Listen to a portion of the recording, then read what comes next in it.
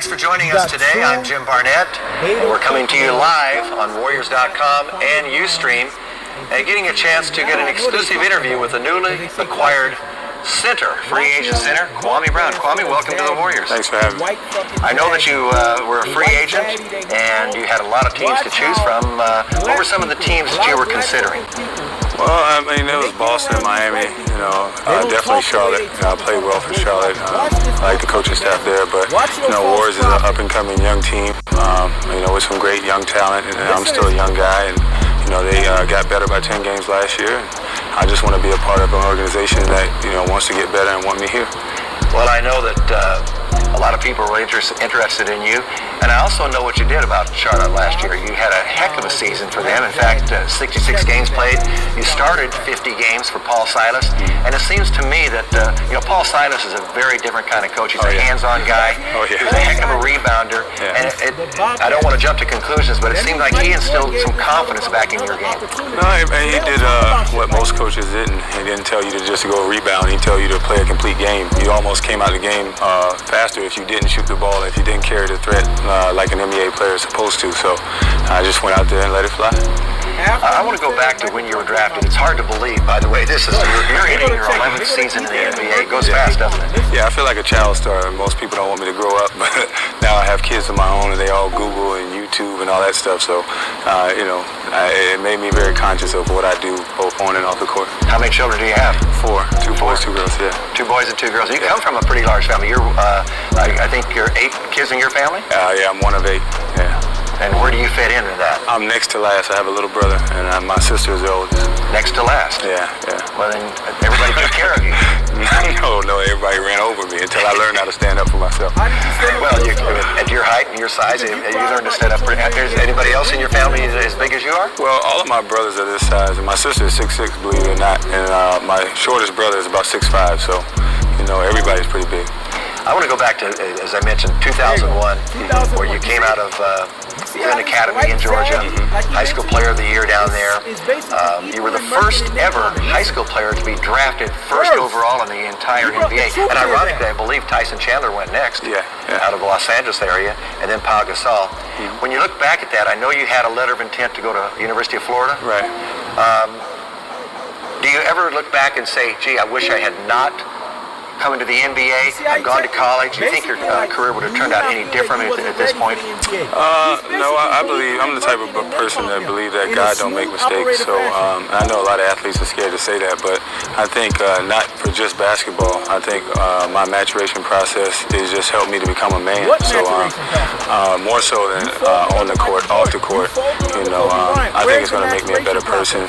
I have thicker skin, and I'm more humble, and it just made me a more well-rounded person. The reason I ask that because, I'm not one of those critics that say, what you have done or have not done. But when you're the overall #1 pick, expectations are there, great expectations. Right. Did that give you, particularly your age, 18, 19, did that give you a little bit more pressure? Did you feel the pressure early on when you're maybe not capable of handling all that at that age? Well, I mean, you had the added bonus of having Michael Jordan there, so that took it over the top for his pressure. I don't think it allowed for the time for a young player to actually be young. So, I think if you look at it in the big picture, I would have probably progressed along fine. I mean, I don't make any excuses about anything. Like I said, I think everything happens for a reason, and I'm a warrior now. I moved on from that. Sure. And like I said, it made me a better person. What did you learn from Michael Jordan? What are some of the things that you learned from Michael? Well, I mean, the thing that you really learn just by watching without him saying a word is his work ethic. I mean, he comes out, and that's just raw determination and natural ability that he has. I don't think anybody can match it. Whether it be Kobe or LeBron. Kobe's probably the next best thing to him. I played with him also. His work ethic is just like his, and I think those two type of players is just a God-given ability. People say that you're a terrific low post defender. I know that for a fact. I've seen you play many times. When you're going at the low post, who is more difficult to guard? Someone like Dwight Howard, or someone, a powerful player, or perhaps a more finesse center like Pau Gasol? You can play a little more mind games with Paul Gasol, but Dwight, it's going to be a physical matchup the whole game. And I think before he learned a few more post moves, he was easier to guard. But now, he has that running hook and he has a few more extra moves, and he's just so physical. I think he's harder to guard now than Paul is. Have you talked to new head coach Mark Jackson yet?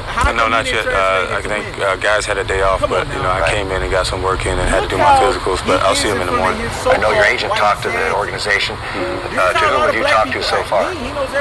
Not really anybody yet. I mean, I talked to the GMs and the coach, some of the coaching staff. We talk about expectations.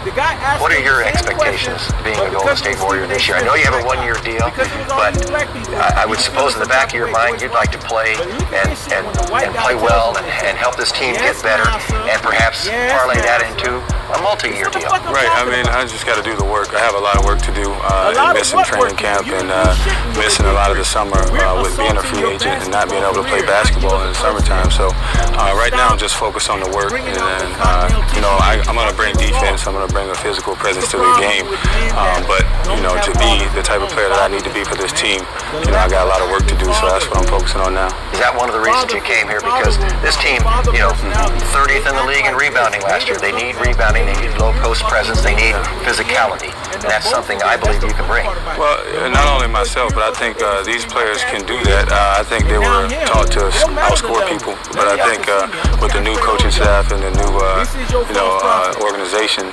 changes, I think defense is a mindset, and now they're going to instill it in their minds, and I think they can do it. I think you're going to be pleasantly surprised at the impact that you have, but not only the way you're going to be greeted, particularly when they start playing Christmas night.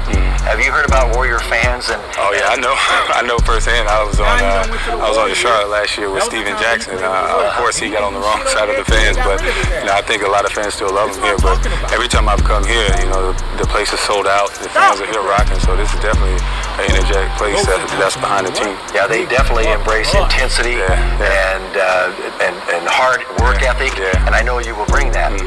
So I think you're going to have a lot of fun as a Golden State Warrior integrating yourself with the fans and the team. Yeah, that's the plan.